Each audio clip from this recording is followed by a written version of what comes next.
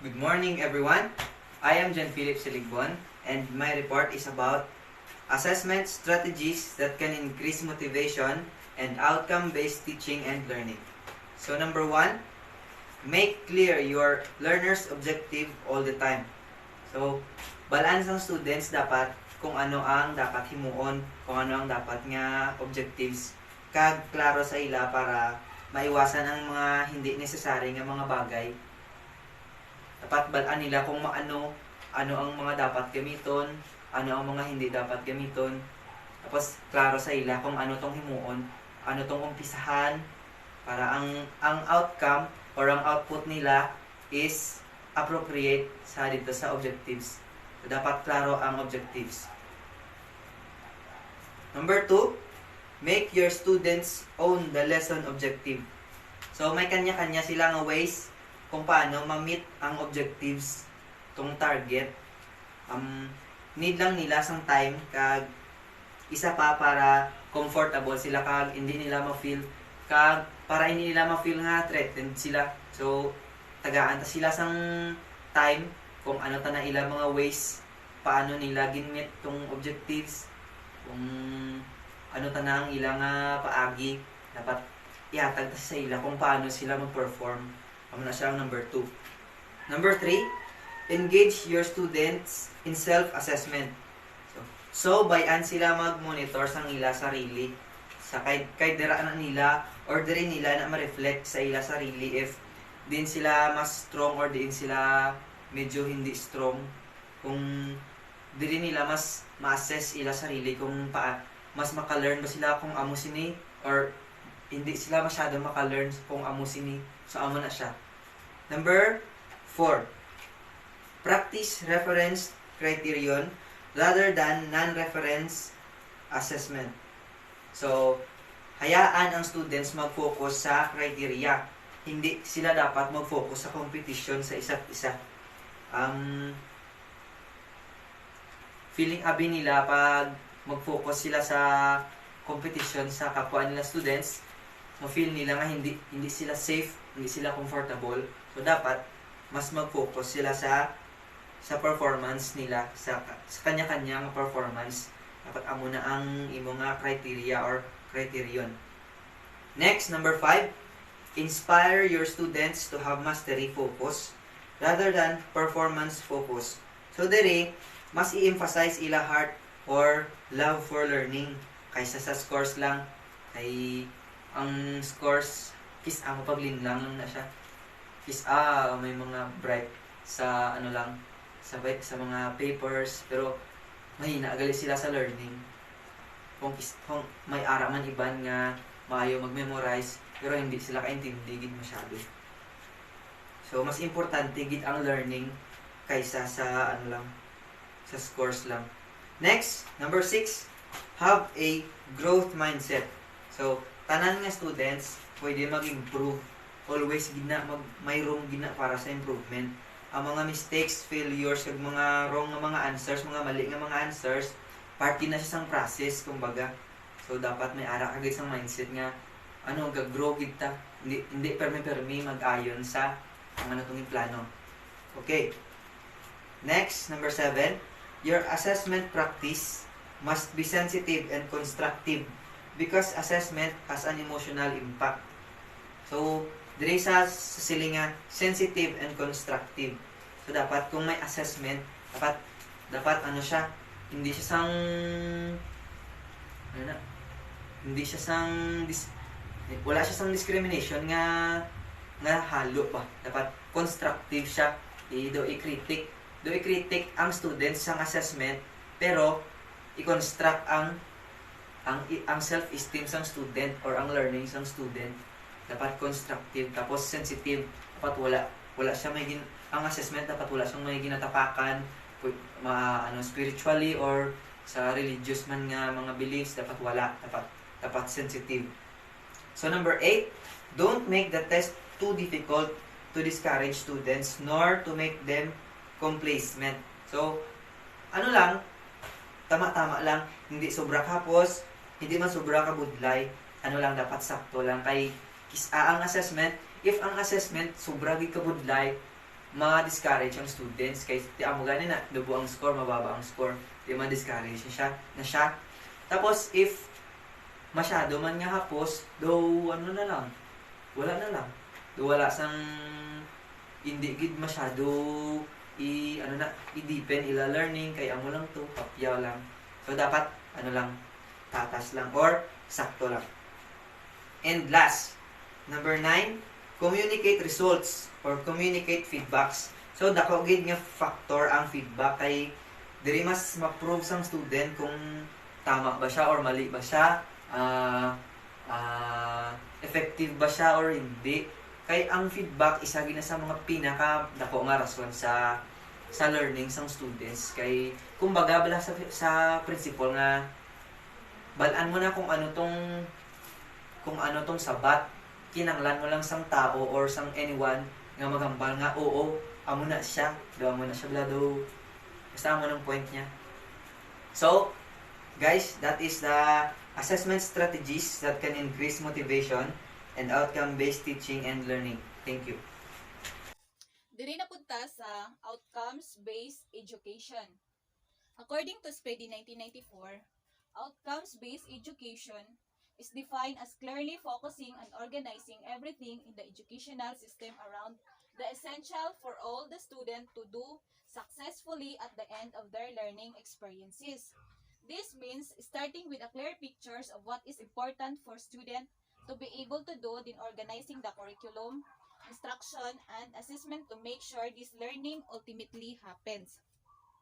Pagkahuman sa educational experiences, each student should have achieved the goal. Mauna ni siya ang gitawag og outcomes. Outcomes, what learners are expected to know and be able to do at the desired level of competence. Mauna siya ang kinalabasan. Next is constructive alignment of intended learning outcomes with appropriate outcome-based assessment methods and teaching and learning activities. Mauna siya ang gitawag og outcomes-based teaching and learning. Mao ni siya ang student-centered education approach where the program's intended learning outcomes are explicitly defined for student to achieve. Next is specific measurable statements identifying the performance required to meet the outcomes conform through evidence. Muna siya ang gitawag og performance criteria. Next is outcome-based evaluation. Clearly focusing and understanding everything in an educational system around what is essential for all students to be able to do successfully at the end of the learning experiences. From the word evaluation, mao ni siya ang pagsusuri or pag-uusga, pagsusuri. Next is outcome-based teaching learning. In OBTL or outcome-based teaching learning, there is perfect alignment of what is taught and what is being assessed in addition to ensure the learners fully understand the intended learning outcomes which are expected to be demonstrated after the teaching learning process. There are 22 examples of daily assessment strategy na pwede nimong gamiton sa classroom. Number 1 is ask open-ended question. An open-ended question that gets them writing or talking. Avoid yes or no question. Example, what is your favorite movie or what is your favorite color? Ang number 2 is ask students to reflect. During the last 5 minutes of class, ask students to reflect on the lesson and write down what they learned. Then ask them to consider how they would apply this concept or skills in practical settings. Number 3 is use quizzes. Give a short quiz at the end of class to check for comprehension. Ang number 4 is ask students to summarize. Have students summarize or paraphrase important concept and lesson. Ang number 5 is use hand signals. This is a quick indication of understanding and is one of the more popular daily assessment strategy out there. Moto ang thumbs up, nakasabot, ang sideways thumb, Muna siya ang dili siya sure. Ang thumbs down is kailangan og tabang. Ang number 6 is response cards. Tulad ng index card, signs, whiteboards, or other items are simultaneously held up by all students in class to indicate their response to a questions or problem presented by the teacher. Ang number 7 is four corners. Four corners provides an opportunity for student movement while permitting the teacher to monitor and assess understanding. Ang number 8 is think, pair, share. Students take a few minutes to think about the question or prompt. Next, they pair with a designated partner to compare thoughts before sharing with the whole class. Ang number 9 is choral reading. Choral reading, students mark text to identify a particular concept and chime in reading the marked text aloud in unison with the teacher. Ang number 10 is one question quiz.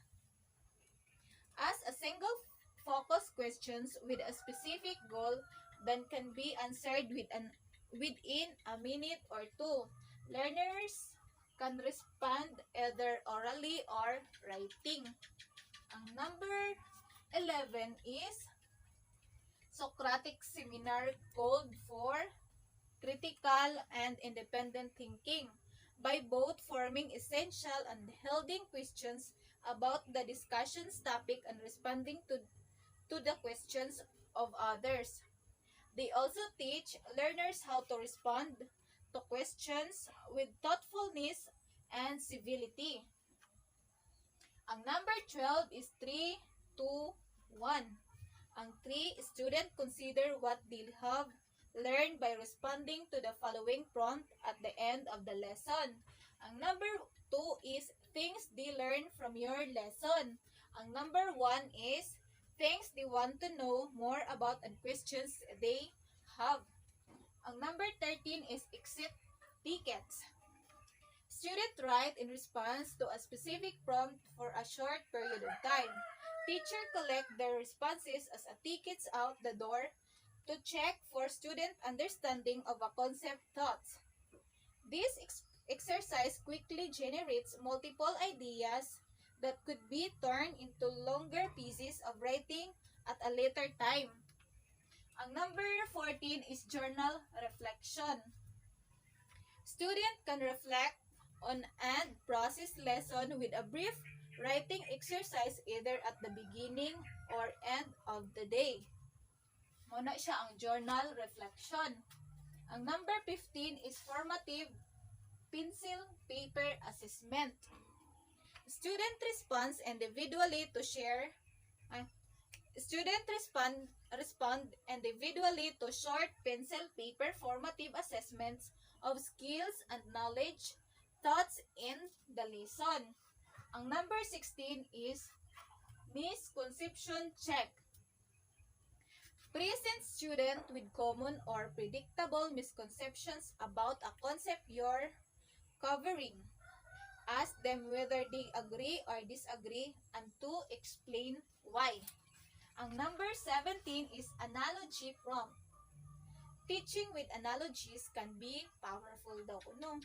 Periodically presented student with an analogy prompt, the concept being covered is like blank or because blank. Ang number 18 is practice frequency. Check for understanding at least 3 times a lesson minimum. Muna siya ang practice frequency. Ang number 19 is use variety. Teacher should use enough different individual and whole group techniques to check understanding that they accurately know what all students know. More than likely, this means during a single class, the same technique should not be repeated. Muna siya ang use variety. Ang number 20 is make it useful. The true test is whether or not you can adjust your course or continue as planned based on the information received in each check. Number 21 is peer instruction. Peer instruction is to have one student try to teach another student what she's learned. If she can do that successfully, it clears she understood your lesson. Muna siya ang peer instruction. Ang number 22 is separate what you do and don't understand. Kanang magkuan og making t-shirt or drawing concept map nga kanang ang student or learners ilang ilista dito ang kanang wa nila nasabtan o ang ilahang nasabtan. Muna siya ang number 22, separate what you do and don't understand. Ang ilahang nabalaan o ang ilahang wala nabalaan, ilahang ilista nga separate. Mo lang na siya.